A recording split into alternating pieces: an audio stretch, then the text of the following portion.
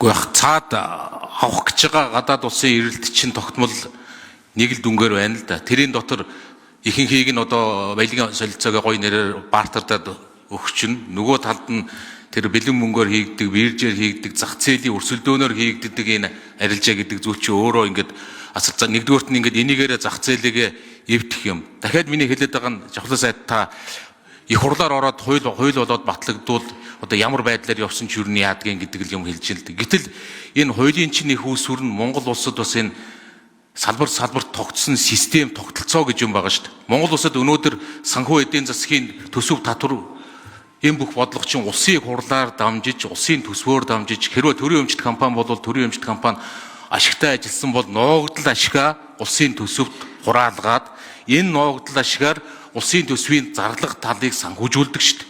Гэтэл энэс гадуур энэ бүгдийг одоо явуулнаа.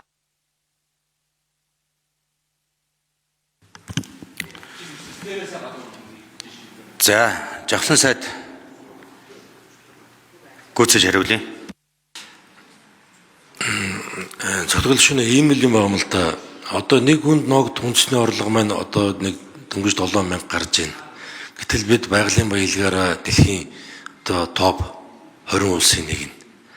За одоо тэгээд хэдүүлээ ингээд байгаад ах. Төсвөө бид нэлээд журамлаад төсвөөс хамааралтай эдийн засгаа багасгаад ингээд яваад байдаг. Гэтэл байгалийн баялаг нь байгаад байдаг. Энийг яаж эргэлтэнд оруулж айл өрөх бүрд хүн бүрд хүрэх вэ гэдэг л ийм л шийдлийг бид нар ярьж байгаа шүү дээ. Ингэж байгаа даараа одоо хууль болчвол хуулийг яадаг чинь биш шүү дээ. Хууль бол хууль. Та бид сууж байгаа энэ хуулийг батлах хэсэг нь эндээ шийдэгдэн. За нэг нь батлагдсан хуулийг бол тэгэл бид одоо хууль гээд хэрэгжүүлнэ шүү дээ. Яалаа гэж үгүй.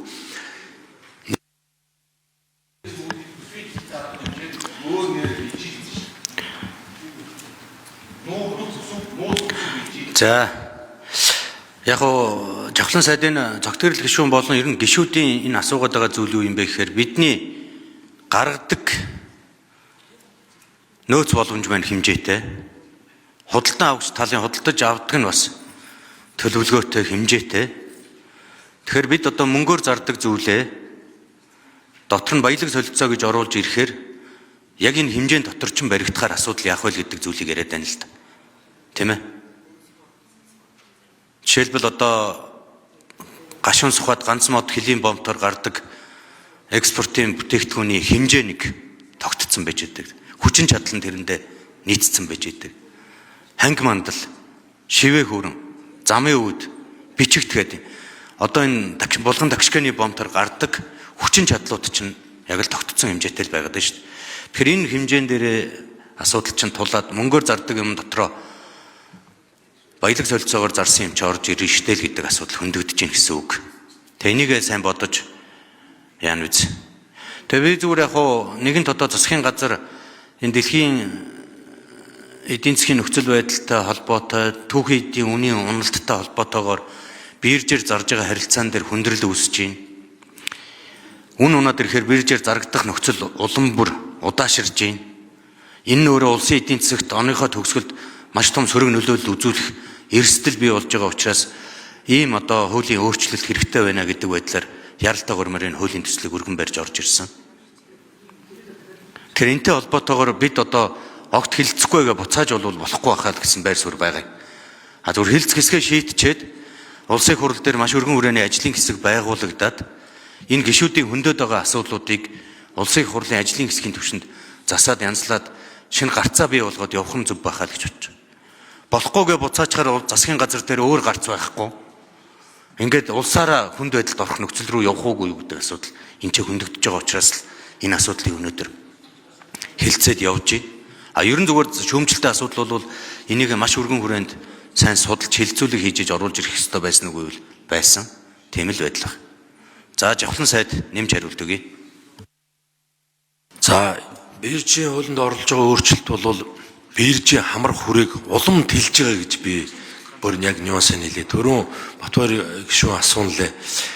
Ийм юм байгаа. Одоо байгаа биржийн хуулин дээр зөвхөн экспортод зориулсан төв хийдэг гэж байгаа. Гэтэл одоо бидний оруулж ирж байгаа зүйл дээр экспорт нэмэх нь дотоодын баяжуулах үйлдвэрүүд дээр ч гэсэн биржээр явуулж болно гэж оруулж ирж байгаа. Өөрөөр хэл хүрээг нь дахиад хэлж байгаа гэсэн үг. Аливаа цоо шинэ харилцаанд орж ирэхэд ингээд дутуу тооцоолцсон алдаа гарахыг үл үүсгдэг юм байна. Энэ дээр ерөөсөө яг ийм баахгүй. Зөвхөн бирж рүүгээд бид нар экспорт гээд ингээ явцсан. Гэтэл дотоодын үйлдвэр, дотоодын баяжуулах энэ айгүй том эдийн засаг маань айгүй хэлмэгдээд үлдсэн. Тэд нар ямар ч харилцаа байхгүй болсон. Баяжуулаад экспортлыг ихээр экспортлж чадахгүй. За жавхлан сайдад нэмэлт минут өгье. Тийм баяжуулаад экспортлоход экспортлж чадахгүй болчиход байгаа. Одоо энэ харилцаагаар энэ одоо хуулийн өөрчлөлтөөр дотоодын баяжуулах үйлдвэрүүд маань одоо биржээр тэр түүх хийдүүдээ аваад баяжуулаад экспортлоход бүрэн яг хуулийн боломжтой болж ирж байгаа. Тэгэхгүй тэнд ингээд нэг юм хар зах үүсчихэд байгаа байхгүй. Энэ айгуус иймэрхүү сул талуудыг энэ удаагийн өөрчлөлтөөрөө бид бүрэн зохицуулж байгаа. Тийм учраас биржийн тухай энэ удаагийн өөрчлөлт бол ухрах биш, харин ч хүрээгийн тэлээд улам боловсронгуй болгоод за ингээд одоо хоцордсон байсан, хэлмэгдсэн байсан тэр боловсруулах үйлдвэрүүдийг харин ч одоо түүхийдээ бүрэн ил тод худалдаж явах энэ нэг тодорхой хуучлагдж ирж байгаа гэж хэлье.